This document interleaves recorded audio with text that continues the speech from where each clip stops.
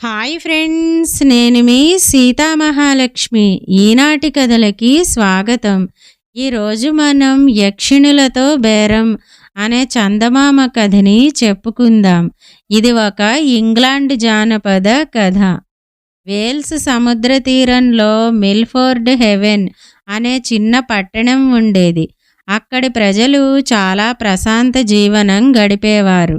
అలాంటి ప్రజలకు హఠాత్తుగా కొన్ని విచిత్ర అనుభవాలు కలగడంతో ఆందోళనకు లోనయ్యారు. పట్టణంలోని దుకాణాల నుంచి వ్యాపారుల కళ్ళెదుటే సరుకులు మాయం కాసాగాయి.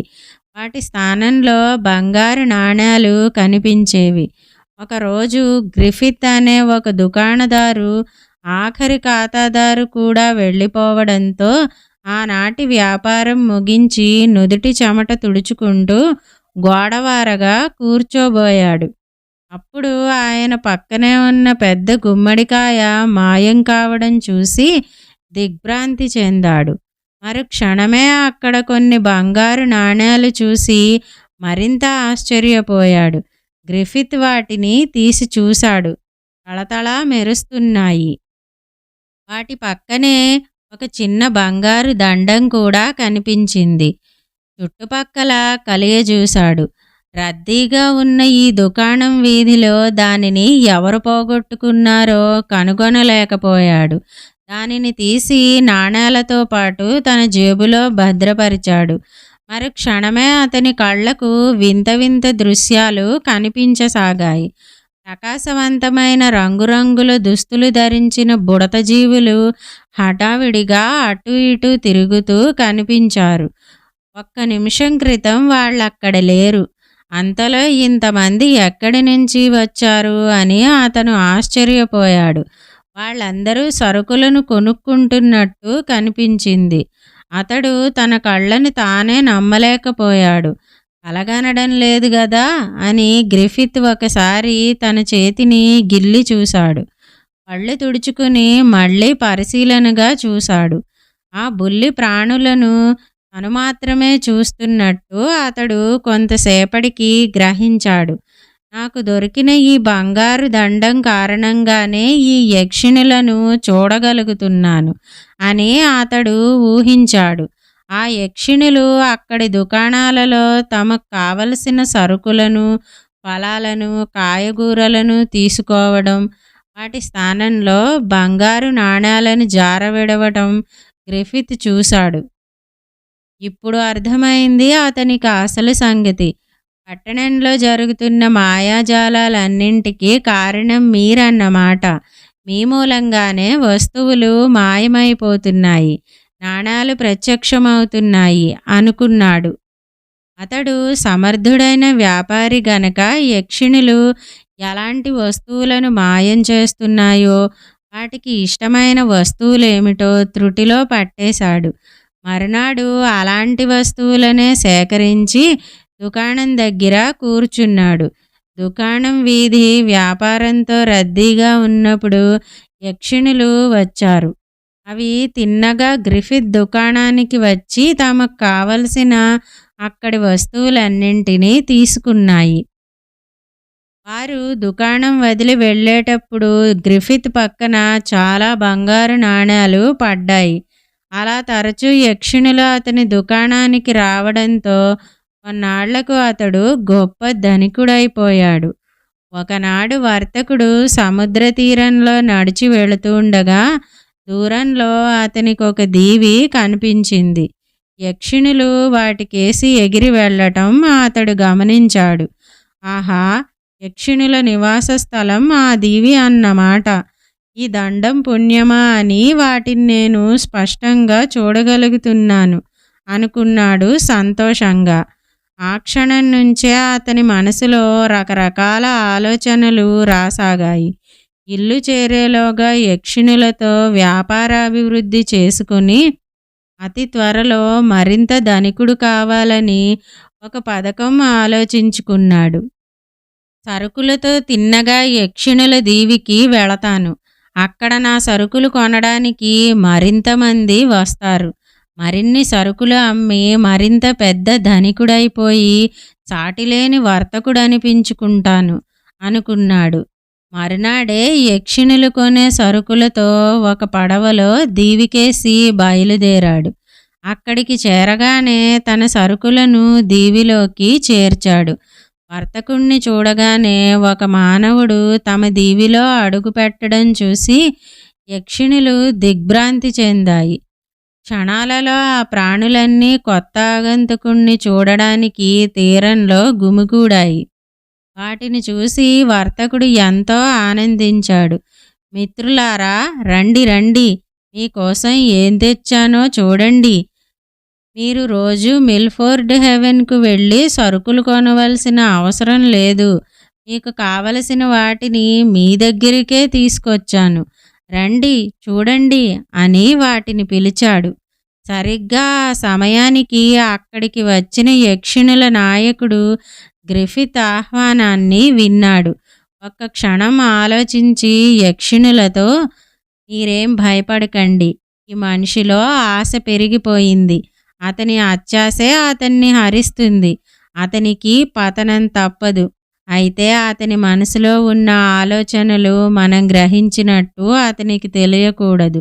మీకు కావలసిన వాటిని అతని వద్ద కొనుక్కోండి. ప్రతిరోజు రమ్మని అతనికి చెప్పండి. ఏం చెయ్యాలో తర్వాత చెబుతాను అన్నాడు. యక్షిణులు గ్రిఫిత్ వద్దకు వెళ్ళి కావలసిన వాటిని కొనుక్కున్నాయి. రేపు ఇదే సమయానికి ఇక్కడికే రా అన్నది ఒక యక్షిణి తన పథకం విజయవంతమైందన్న సంతోషంలో ఉబ్బి తబ్బిబ్బవుతున్న గ్రిఫిత్తో. అతడు వెళ్ళిపోయాక నాయకుడు యక్షిణులతో, అతడు ఇక్కడికి వచ్చేటప్పుడు మానవుల కంటబడని మన దీవిని, మన రూపాలను ఎలా చూడగలుగుతున్నాడో తెలుసుకోవాలి. అతడికిలాగే ఇతరులు కూడా మన రహస్యం తెలుసుకుంటే మనం ఇక్కడ ప్రశాంతంగా ఉండలేము అన్నాడు. మరునాడు గ్రిఫిత్ రాగానే అతనికి యక్షిణులు ఘనస్వాగతం పలికాయి. ఇవాళ నువ్వు తెచ్చిన కూరగాయలు చాలా తాజాగా ఉన్నాయి అన్నది ఒక అందమైన యక్షిణి. అలాగా అన్నాడు గ్రిఫిత్ ఆనందంతో. అవును, మేము మనుషులకు కనిపించమనుకునేదాన్ని. నువ్వెలా మమ్మల్ని చూడగలుగుతున్నావు అని అడిగింది నవ్వుతూ. ఒకరోజు నా దుకాణానికి వచ్చిన మీ వారెవరో ఒక బంగారు దండాన్ని అక్కడ వదిలి వచ్చారు. దానిని నా చేతిలోకి తీసుకోగానే మీరందరూ కనిపించసాగారు అన్నాడు గ్రిఫిత్.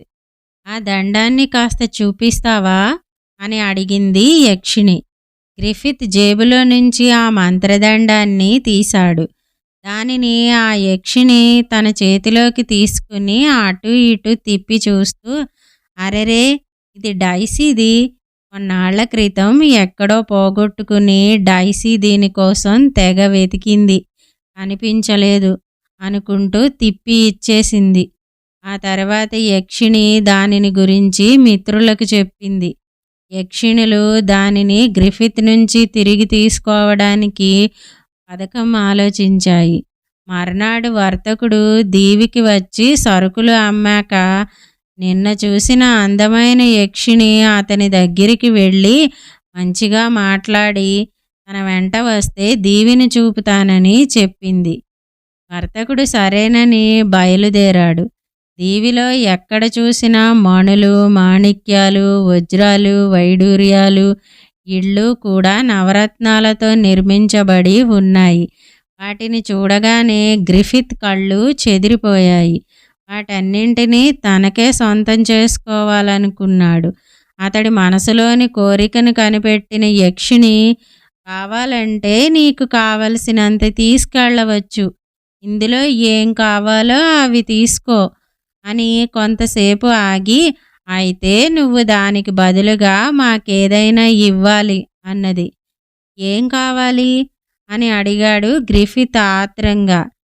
అదేమంత గొప్పదేం కాదు అని కొంతసేపు ఆగి, నిన్న నాకు చూపావే ఒక బంగారు దండం, దాన్నిస్తే చాలు అన్నది యక్షిణి ఏమాత్రం ఆసక్తి లేనట్టుగా నటిస్తూ. గ్రిఫిత్ వెంటనే అంగీకరించాడు.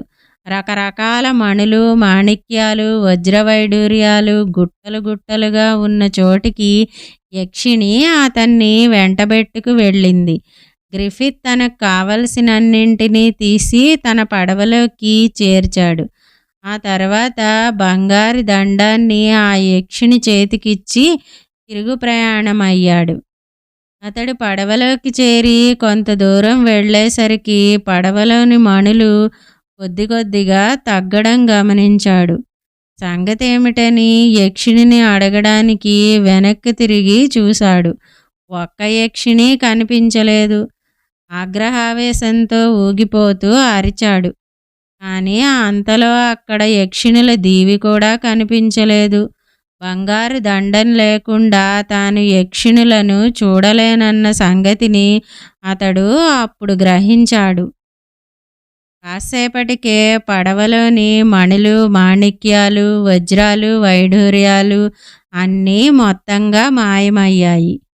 వట్టి చేతులతో చెప్పరాని బాధతో ఇల్లు చేరిన గ్రిఫిత్కు ఆ తర్వాత ఎన్నడూ యక్షిణులు కనిపించనే లేదు. ఇదండి యక్షిణులతో బేరం అనే ఇంగ్లాండ్ జానపద కథ. అత్యాశ మనిషికి మంచిది కాదు. ఈ కథ గనక మీకు నచ్చినట్టయితే లైక్ చేయండి. ఈ కథను మీ స్నేహితులకు షేర్ చేయండి. కథపై మీ అభిప్రాయాన్ని కామెంట్ రూపంలో తెలియజేయండి. మరిన్ని మంచి కథల కోసం మా ఛానల్ను సబ్స్క్రైబ్ చేసుకోండి. మళ్ళీ మరొక మంచి కథతో కలుసుకుందాం. అంతవరకు వింటూనే ఉండండి ఈనాటి కథలు.